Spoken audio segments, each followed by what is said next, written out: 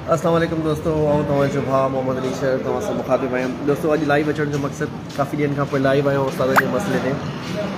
सो ॾाढा धिका खाधासीं, सॼी सिंध रुलीसीं, तक़रीबन हर ज़िले में वियासीं, हर यूनिट सां वाबस्ता थियासीं, जंहिंमें न पहुतासीं घटि में उन्हनि सां राब्ते में रहियासीं, काफ़ी शयूं ॾिठियूंसीं, काफ़ी शयूं सम्झियूंसीं। लर्निंग एज हुई असांजी 16 साल सर्विस मां, जेके तंज़ीमी 4 साल जेके धिका खाइण खां पोइ ख़बर पई त प्राइमरी साइड सां वॾो ज़ुल्म ऐं प्राइमरी साइड के नाम निहाद अॻुवाणनि तबाह कयो।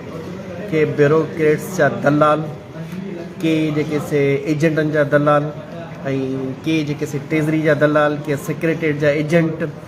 यकीन के ख़ुदा जो कसम खणी चवां थो, पंहिंजे बचनि जो कसम खणी चवां थो, असां जहिड़ा नाम निहाद जंहिंखे पंहिंजे यूनिटनि में बि का अहमियत कोन्हे का, जंहिंखे पंहिंजे ज़िले में का अहमियत कोन्हे का, को निकिरे थो शिकारपुर खां त फिलाणो सिंध जो अॻुवाण, को कराची खां त आउं माना सॼी सिंध जो अॻुवाण, को निकिरे थो बदीन खां आउं सिंध जो अॻुवाण, को निकिरे थो टंडे मोहम्मद खान जो केॾा।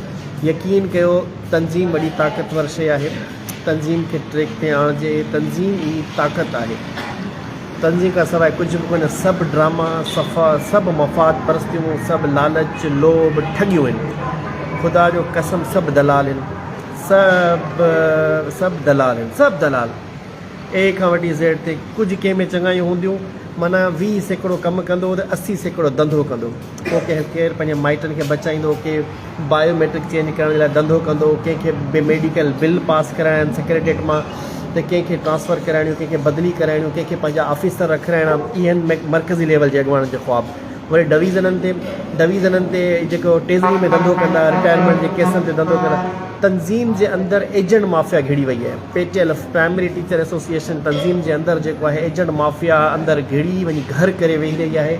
इनकलाबी माण्हू कोन्हे को तंज़ीम जे अंदरि, जेको सो वेड़ करण वारो माना कोन्हे को। उस्ताद बेयारो मददगार आहे।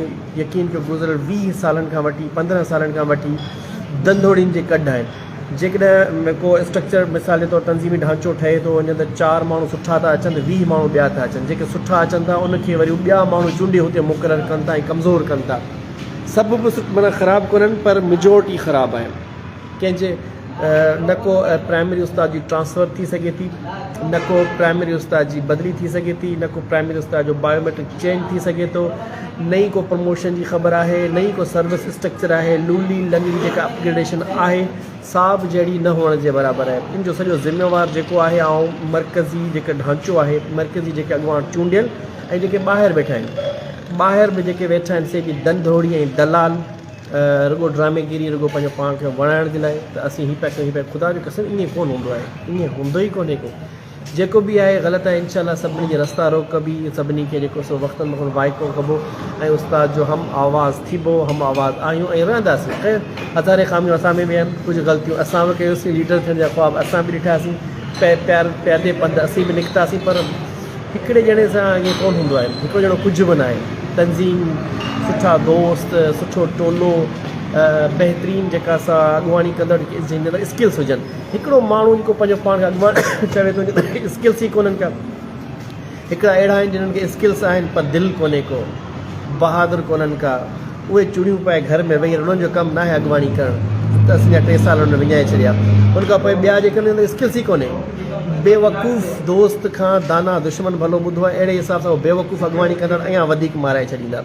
सो बिल्कुलु इन ते जेको सो भरपूर मुहिम हलाईंदासीं, भरपूर आवाज़ कंदासीं ऐं नए तरीक़े सां, नए जोश सां, नए वलवले सां वरी ईंदासीं, वरी उस्तादनि खे मुंज़िम करण जी वरी हिकिड़ी ॿी कोशिशि कंदासीं इंशाअल्लाह। हिन वक़्त लाइ आउं तव्हांजो भाउ इजाज़त वठंदुसि। ऐं दोस्तो जेके उस्ताद साथी आहिनि मुंहिंजा प्राइमरी जे दोस्त जेके आहिनि, इन वीडियो खे वधि खां वधि शेयर कयो। छो छॾण जे लाइ वरी वक़्तु पियो आहे, पोइ पिया चवणी अॼु हिकिड़ो दिलि चयो लाइव रखी करे जेको सो पंहिंजे प्राइमरी उस्ताद सां मुखातिब थी करे कुझु शयूं शेयर कजनि।